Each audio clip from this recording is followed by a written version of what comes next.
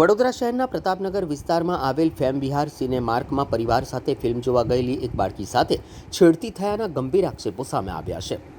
ગત રાત્રિએ બનેલી આ ઘટના મુજબ ઘટનામાં કેટલાક યુવકો સંડોવાયેલા હોવાની શંકા છે.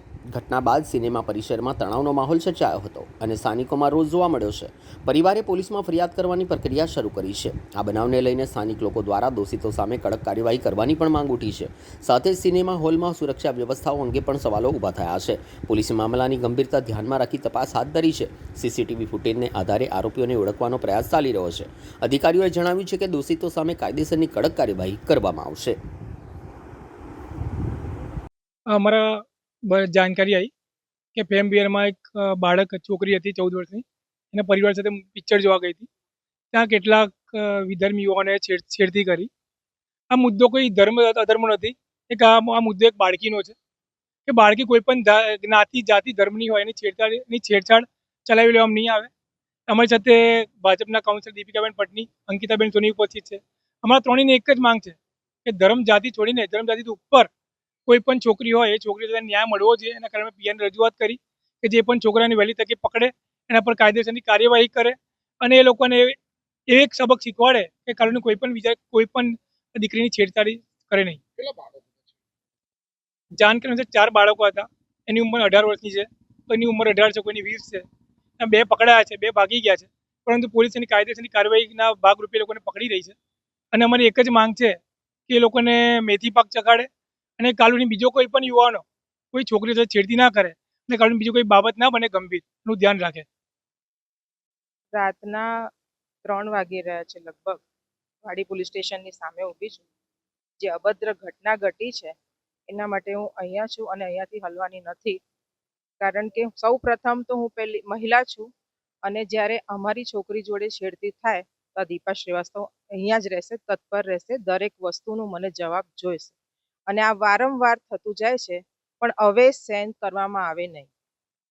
વડોદરા શહેરમાં એવી કેટલી બધી ઘટનાઓ બની છે, તો આ ઘટના કેટલી ગંભીર? ઘટના એવી છે કે છોકરી નાની છે, 18 વર્ષની ઉંમરની નાની છોકરી છે. મને ઉંમર કહેવાનું પરમિશન નથી અને આપ બોલવી બી ના જોઈએ, પણ આ વસ્તુ ફરી વાર ન થાય એના માટે અમને સ્ટેન્ડ તો લેવો જ પડશે. અને અમારા બધા જેટલા બી લોકો છે વડોદરાવાસીઓ, જે સંસ્કૃતિ વડોદરા નગરી કહેવાય છે, એને સંસ્કૃતિ બનાવવાનો સૌથી મોટો પહેલો કદમ છે કે સુધરી જાઓ, બસ હવે ચલાવવામાં આવે નહીં. ભાઈ છે, એમનું ફેમિલી પિક્ચર જોવા ગયેલું પ્રેમ વિહારમાં. ત્યાં 4 મોમેડિયન છોકરાઓએ એમની દીકરીની છેડતી કરી. એટલે ત્યાં ટોકીઝમાં પહેલા તો એમની દીકરીને અલપડા કર્યા ને એ કર્યું, તો એમને પોતાની દીકરીને એક બાજુથી ઉઠાડીને એમની વચ્ચે બેસી ગયા અને પેલી બાજુ બેસાડી. તો એમને એકલા જોઈને પેલો 4 જણ છે ને એની પર આંખો કાઢીને મારવાની કોશિશ કરતા હતા. એટલે એ ભાઈએ છે ને કોઈ ફ્રેન્ડને ફોન કરીને બોલાવ્યા. તઈ લગી તો એ જે છોકરો હતો ને એના પિતા લાકડી લઈને કઈ ને ટોળું લઈને આવી ગયા. પછી અહીં પોલીસને ફોન કર્યો અને અહીં પોલીસ સ્ટેશન આવ્યા પછી મને ઘરે હતી મને ફોન આવ્યો કે બેન આવી રીતે મારી છોકરીની છેડતી કરી છે, તો બેન તમે આવી જાઓ. હું અંકિતાબેન ને તીર્થભાઈ અમે ત્રણેય આવી ગયા. પણ પહેલા મેં એમ કીધું કે કોઈ મારામારી નથી કરવાની, પણ પહેલા તમારી દીકરી પાસે તમે ગુનો દાખલ કરાવી દો. એટલે અમે એક હિન્દુત્વની દ્રષ્ટિએ, કારણ કે અમે હિન્દુ એક જ છે, મોમેડિયન આવી રીતે બેન દીકરીઓની છેડતી કરશે અમે નહીં ચલાવી રહી. હા, થિયેટરની અંદર પ્રેમ વિહાર.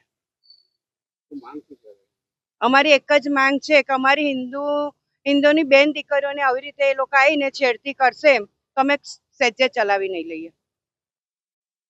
જેમાં અમારા દીપિકાબેને કીધું એ પ્રમાણે વિહાર ટોકીઝમાં છોકરી એના કાકા કાકી સાથે મૂવી જોવા ગઈ હતી.